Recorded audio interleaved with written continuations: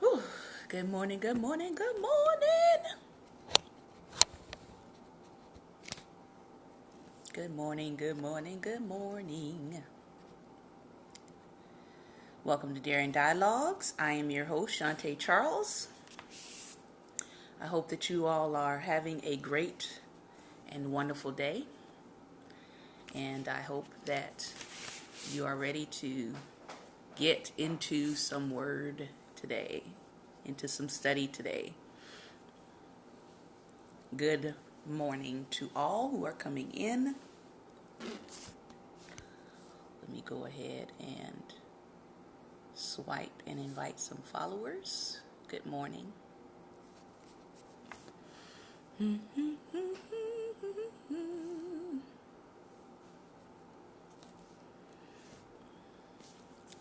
All right. You can put some hearts on the screen if you're having a good day. Believe it or not, today is the National Day of Prayer, which I don't think I heard anything about from anyone. Just goes to show you how much our country has plunged since we think that we have a savior in the White House. Good morning. And I'm doing a little bit better than I was yesterday, but I am still kind of recuperating. But I say happy Thursday to you as well. And we're going to get right into our studies for today. We're looking into why so many gods. We're going to talk about the Nation of Islam. And we're going to look a little bit more about atheism and some of the concepts of atheism, determinism and destination, the prison of darkness, and the difference in Jesus. And if we have time, we're going to give you another prophet today from Saints and Scoundrels of the Bible. All right, but that's only if we have time. So I hope that you have something to drink. I've got some water here. And I hope you are ready to learn, engage, discuss. You can put notes, of course, on the screen for those of you who are in the broadcast. And I also want to thank those who are watching by their computer, or you're watching outside of the app, or you're watching through Twitter. I welcome you to today's broadcast as well. So let me start out with the atheism piece. We're reading from the book Jesus Among Secular Gods, and what Ravi Zacharias and Vince Vitale are doing is they're going through the worldviews and they're comparing them with Jesus. All right? And as we know, there are all kinds of worldviews that are out there. And right now we're in the worldview of atheism, but we're also, through this book, we're going to cover scientism, pluralism, humanism, relativism, hedonism. All right? So those are the other worldviews that we're going to get to as we go through this book. So I want to start at the concept of determinism and destination, and he's comparing it with what we know versus what atheists believe. All right? Determinism dictates that we are hardwired to think in the terms that we do. That makes truth claims invalid, since we are really not free to think in any other way. Out of flux, nothing but flux. Determinism removes the possibility of free options and can only result in preset conclusions. So remember, in Christianity, we believe in free will. We believe in, the fact that you have the choice to choose good or evil, or to choose God or to reject God. But what he's saying here is determinism is not like that. It's basically saying that there's a preset conclusion to everything. All right? In determinism, we are actually computers with prescriptive feelings for specific realities. All right? And if you think about it, that is actually what people who call themselves futurists or transhumanists believe. If you start doing a little bit of study on people who call themselves futurists, they're along this this line of turning humans into computers, right? So, and you'll see, and I know many people have seen a lot of the movies that have come out lately with this kind of theme that, you know, it's half man or parts of a person have been replaced with computer parts. And so we're more machine than we are human. There's a lot of movies that have come out, I would say, within the last year around that theme. A very popular one, it didn't do well at the movies, but a popular example of that would be Ghost in a Shell, all right? Where they took a part of her, the human part of her, but they turned the rest of her into this superhuman computer, all right? With that hardwiring, even love becomes illusory and merely a mechanistic preference that is no choice at all, just an action. We see the result. The foolishness of denying God as the first cause also in the end puts both truth and love in jeopardy. Truth and love as ultimate realities are lost in the quicksand of a deterministic foundation. This is reversed in Romans 1. It is very important to understand that belief in God means that we start off free and volitionally choose that which is corrupt and corrupting. That corrupted mind or heart slides further into darker choices till we are conditioned to think in the opposite categories of those with which we started. In other words, good becomes evil and evil becomes good. Those choices we made 3 sentences back determine and reconfigure our mindset and destination. Determinism is, in fact, the end state, not the beginning. That is why evil is the final choice, and now, with a thoroughly impaired judgment, we have made God also to be evil and ourselves to be wise. Those who have freely chosen to reject God end up in the very place they started in their own thinking themselves to be determined.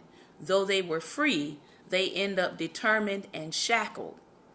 The lie they believed to start with becomes the entrenched truth that started as a wish to become like God, determining good and evil, and becomes a death wish. That, after all, was the same warning given in Genesis 3. This is the path to an incredible destination of deception and degradation that seems noble. The gods of this world have deified themselves unto death. Genesis 1 begins with, in the beginning, God, but Genesis 50 ends with Joseph in a coffin. The God of creation warns us of the folly of rejecting God. Secularism is, by definition, this worldly, concerning with the things of this world only. The life and death of human reasoning takes place in time and space. As one writer puts it, the worst effect of sin is within, and it is manifest not in poverty and in pain and in bodily defacement, but in discrowned faculties, the unworthy love, the low ideal, the brutalized and enslaved spirit. So the worst effect of sin comes from within. There's the word that is so despised. And that word that's so despised is sin. I was looking at a broadcast where someone brought out the pastor Joel Osteen, and they were showing clips of Joel Osteen and his response to homosexuality. But you would notice in each one of those clips, they weren't necessarily really asking him his views on homosexuality. If you go back and you pull up the clips where they're asking him, what they're really trying to get Joel Osteen to do is they're trying to get Joel Osteen to deny the very concept of sin. And that is what our world wants to do. Our world does not want to hear about sin. Our world does not even want to acknowledge the concept of sin. Because if you acknowledge the concept of sin, then you have to acknowledge the concept that sin needs to be eradicated.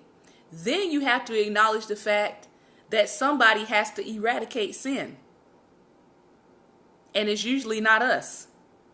So if I can get you to deny that sin even exists, if I can get you to deny that the things that happen in the world are a result of sin and sinful nature, then I don't really have to answer for anything I'm doing, because technically I don't believe in sin. So it's not a sin. Therefore, I don't need a savior.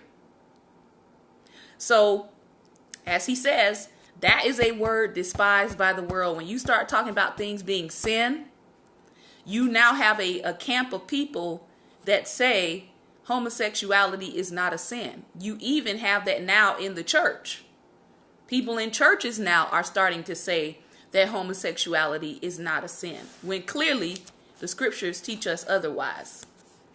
He says we hate the word because it brings with it all the collective prejudice of an anti-God state of mind to shout back, it is the same old thing. C.S. Lewis reminds us that the fear of the same old thing is the strongest passion the evil one has put into our hearts to resist any sense of self-indictment. So let me give sin its softest definition. Sin is a violation of purpose and addiction to the profane. Somebody put that on the screen. Sin is a violation of purpose and an addiction to the profane. So when you sin, you're violating your purpose.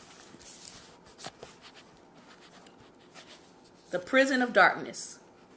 Some time ago, I was visiting death row in one of the largest maximum security prisons in America. Thank you. Sin is a violation of purpose and addiction to the profane. He says, I was visiting death row in one of the largest maximum security prisons in America. When I came to a particular cell, the young lawyer who had arranged for us to be there immediately turned away and left the group. She said that the man I was about to talk to was a serial killer, and in her days at university, she recalled him spreading fear throughout her campus as he had brutally tortured and killed his victims, all young women. Thank you, Pastor Ben. She did not want to make eye contact with this man who had committed such monstrosities. One of my colleagues and I stopped by his cell to talk to him.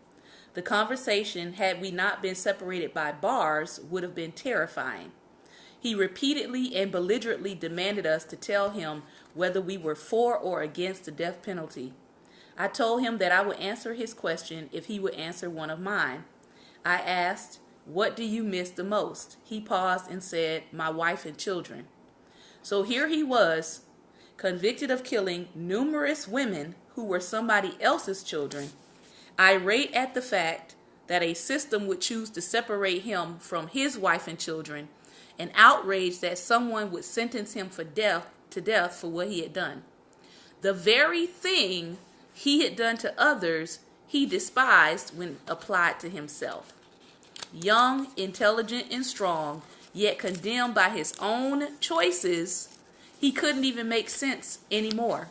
He had chosen his own path and now reviled those who would protect others from his dark world. He made a hell around him, but wished a heaven for his destiny. Wow. Which of the two worlds was proven by his life? The world of self-deification that presented itself in terms as promoted by Dawkins, or the world of Romans 1 and the unleashing of evil it describes? I recall a conversation with a man who told me of the time Billy Graham was visiting Disney World. As he left, Mr. Graham said to Mr. Disney, "This is quite a world of fantasy you have created here." Mr. Disney is said to have replied, "Actually, you have that reversed. This is the real world, and as you leave this place, you enter the world of fantasy." What a powerful analogy. Walk through Disney World and experience the contagious laughter of children. Look into their eyes and see how they shine with excitement and wonder. Contrast this with another illustration. I know a family totally distraught over their teenage daughter's addiction to cutting. She would take a shard of glass and cut herself till she would bleed, which only created in her a desire for more self-destruction. The paradigm of the world and the paradigm of God are opposites with strange points of terminological convergence.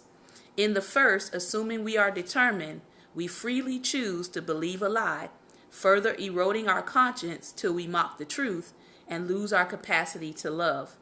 We determine our own destiny in determinism.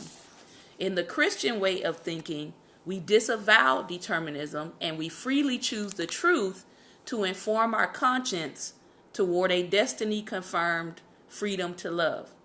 Freely, we choose the true joys of freedoms that are based on God's truth. The child in laughter symbolizes true freedom. The young teen with a broken piece of glass represents true determinism. The serial killer, the ultimate corruption of judgment. The atheist, of course, does not like to present it in such a fashion. The most sophisticated pronouncement of what he or she believes is that there is in no way an all-powerful and all-loving God of the universe, and that he cannot justify such a creation as he has made. Since this unjustifiable order exists, it has to be that there can be no all-powerful, all-loving first cause. The resulting philosophy is that time becomes eternity, the body becomes the soul, man becomes God, the sacred becomes the profane. This moral quicksand is what we now live with in the West. I would like to unpack these struggles in the following. So first of all, we're going to talk about the difference in Jesus and the concept of eternity, and then we're going to stop there. All right? In contrast, when one looks at the teaching of Jesus, one sees a new paradigm of life and destiny.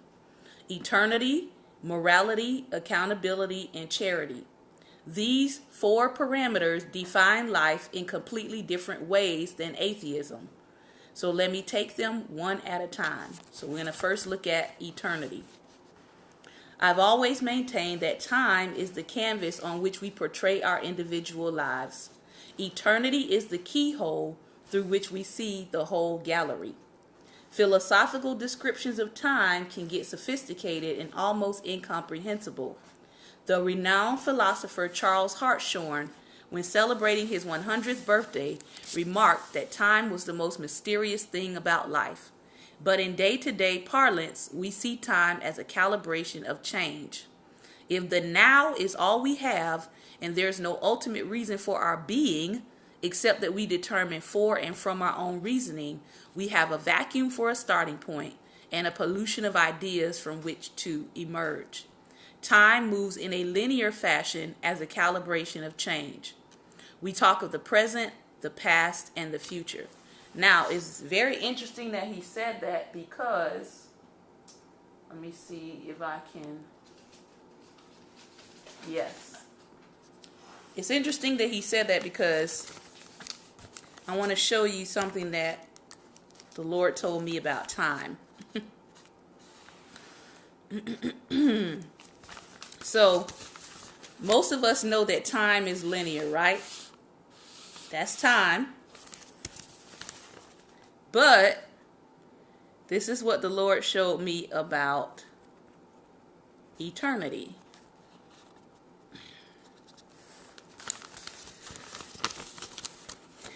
That's time. That is eternity. All right? And every point where time and eternity meet is Kairos. Now, I didn't realize what I was drawing at the time, but actually as I started doing some study, I realized that this relates to the time-space continuum, and it also represents the speed of light. So I thought that was pretty cool. I wanted to share that with you all. But time is linear. Eternity is not linear. And when time and eternity connect, those happen to be Kairos moments or Kairos points in your life. All right? So just keep that in mind. The scriptures remind us that time is a creation of God's, and he dwells in the eternal realm above and beyond time because he is unchanging. As Vince will expound in later detail, God is self-existent and uncaused. Nobody caused God. He always is, he always was, and he always will be. Only that which comes into existence from non-existence needs a cause. God did not come into being. He is uncaused because he is not material. He transcends materiality. Solomon reminds us of this when he says that God has put eternity into the hearts of men, yet we do not know the beginning from the end. As much as we do know, there are two moments in life over which we have no control, and that is birth and death. One might argue that we can control our death to a degree, but to do so we have to make two assumptions: that the time of one's death is unknown to a sovereign God, and that we are absolutely certain that when the body dies, that is the end. Neither of those two realities are part of the biblical worldview. We are told that every day that is given to us was written in a book long before it came to be. It doesn't mean that it was preordained. It at least means it was pre-known. Everything majestic and stupendous reminds us of the vastness of the universe and the eternal. I remember being paid a visit by two astronauts who had traveled in space. One of them was the pilot for a module returning home. Among some of my CDs he had taken on his space mission, one was titled, "Who Are You, God?" They paid me one of the highest honors in visiting me and presenting me a collage of the entire space team. It hangs on one of my walls and I treasure it. The nation of my birth and the land in which I now live together, they are but two specks when viewed from space, but a part of this grand universe. The pilot spoke of looking out of his spacecraft and thinking of the verse, "What is man that you are mindful of him, and the Son of Man that you visit him?" Psalm 8 verse 4. Think of it, the vast stretch of space, thousands of miles from Earth, a small blue speck in the distance that we call home, yet the greatest is this little creature called man. How does such a being as the designer and the creator of the spacecraft arrive on the scene by accident? He didn't. He is the creation of an eternal being and designed to live in eternity. That is why the psalmist says, "You have set your glory in the heavens. Through the praise of children and infants, you have established a stronghold." The heavens may speak of the glory of God, but only the lips of a child or a man or a woman can speak his praise. When that praise is not coming, the destructive capacity is enormous because the mind steals that which belongs to God and the sacred becomes profane. Eternity defines the sacred. Time can make things profane. If I only live for the moment, I do not count the cost. But if I live for what is eternal, no temporary sacrifice is too great for being in the presence of the one who formed me. The scientist artist Arthur Peacock describes the journey of the first astronauts and remarks that it was not at all surprising that when they saw Earth rise over the horizon of the moon for the first time, the words irrepressibly came from their hearts, "In the beginning, God." It would be a travesty if they had said, "In the beginning, nothing." How ludicrous to think that a handful of people who have read a handful of books and been given a handful of degrees by other finite beings actually have the brain capacity to kill God and take his place.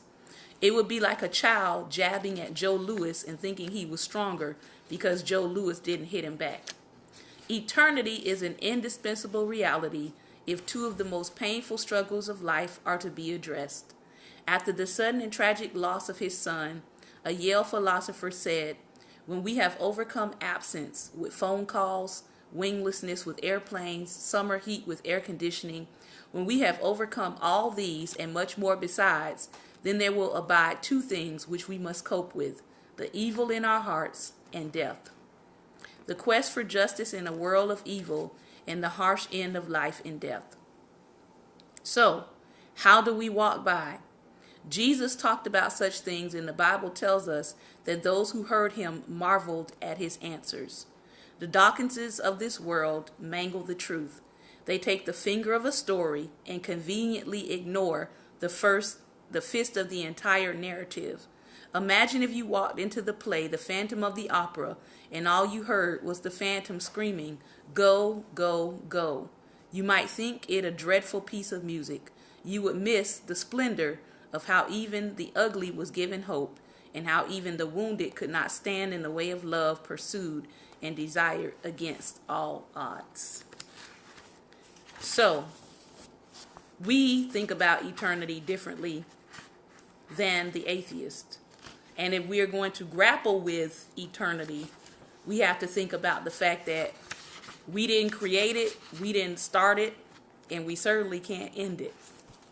And if we're going to look at eternity, we have to think of it in terms of, as he said, you don't get to determine your death, and you don't get to determine your birth. You are put in time in the midst of eternity. Atheists don't believe that. So we're going to stop there for today in our Jesus Among Secular Gods book. And let's see if we can slip in Saints and Scoundrels of the Bible. All right. Yes, we have enough time. So in this book, we covered John the Baptist. We have covered Zechariah. We have covered Zephaniah. We have covered Habakkuk. We have covered Micah.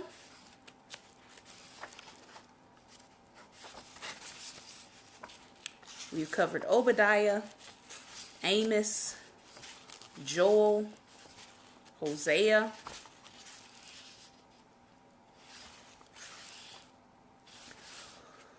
Let's take a look at Daniel.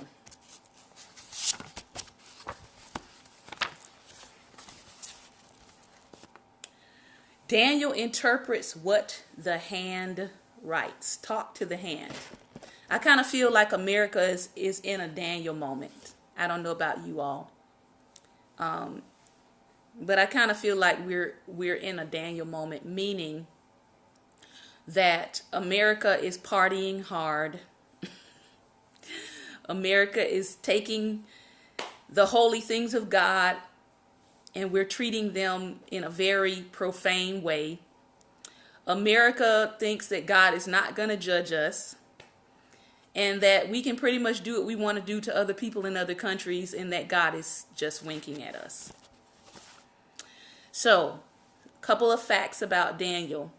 Daniel lived in Judah and he was taken captive by the Babylonians as a young teenager.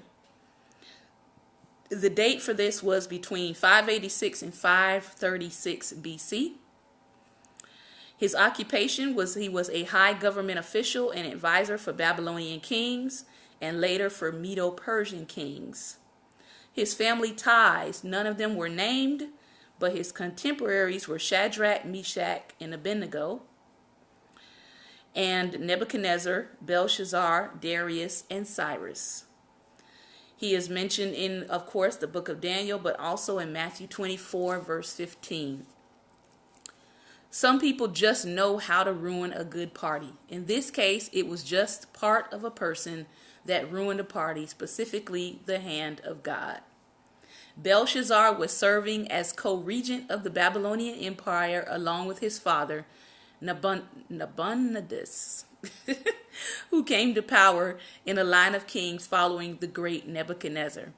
Belshazzar had wanted to have a party, so he invited thousands of nobles to a great banquet. As the wine flowed, Belshazzar had what he thought was a stunningly brilliant idea. Too much wine can sometimes make people think stupid things are brilliant. He called for the gold and silver goblets that his predecessor Nebuchadnezzar had plundered from the temple in Jerusalem. On that fateful day when Nebuchadnezzar's army invaded the city, They took away the pots and the shovels, the snuffers, the dishes for incense, the vessels of bronze used in the temple service, the fire pans also, and the bowls. What was of gold, the captain of the guard took away, and what was of silver as silver. And that is in 2 Kings 25, verses 14 through 15. So apparently these goblets had been stored somewhere in the palace, and Belshazzar thought it would be a great idea to bring out these sacred items sacred to the Jews and to use them for serving wine to his guests. So the goblets were brought out and filled with wine. Then as the king and nobles and wives and concubines drank, they praised the gods of gold and silver and bronze and iron and wood and stone. That was the second not so brilliant idea. And that's when the party went south very quickly. Suddenly, all the guests saw a human hand appear against the plaster wall of the banquet hall, and it was writing some words. Probably a few of the guests put down their golden goblets thinking that they had had way too much to drink. But what they were seeing was real. No one could read the words that the hand was writing on the wall. The terrified king brought in all the wise men and astrologers and magicians, offering a big reward to whoever could interpret the writing, but no one could do it. Then the queen, probably Nabonidus' wife, remembered Daniel, now an elderly man who had served Nebuchadnezzar. She knew the story of how he had interpreted dreams and answered all kinds of difficult problems. "Let Daniel be called," she said. And so he was. Daniel came in, and Belshazzar gave him the same spiel about getting all kinds of rewards and even being honored as third ruler in the kingdom. Daniel might have laughed if the situation weren't so serious. Yeah, right. Third ruler of the Babylonian Empire for all of about 30 minutes. The words on the wall spoke of the coming destruction of the Babylonian Empire, starting right there in Babylon that very night. And so it happened. Darius and the combined forces of the Medes and Persians overthrew Babylon and took over as the next world empire. Party poopers indeed. What can we learn about this? Number one, a prophet's job is never done.